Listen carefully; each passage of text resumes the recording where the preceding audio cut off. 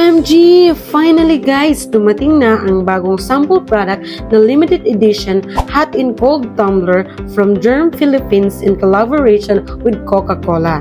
O diba? Packaging pa lang, ang ganda na. Sino ba naman ang hindi ma-excite na i-unbox at gamitin ito? At eto na nga guys, ang moment of truth. Grabe, ang ganda nga!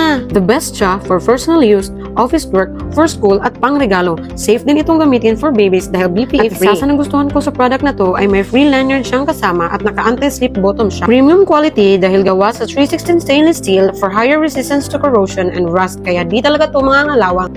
590 ml na ang kanyang capacity at leak-proof dahil may silicone cover ang lid. Bali-balik na rin mo man ay walang tubig na tutulo kaya safe siyang mailalagay sa iyong bag. Ang pinakamahalaga sa lahat ay ang kanyang insulation na kayang tumagal ng hot for 12 hours at 24 hours naman for cold.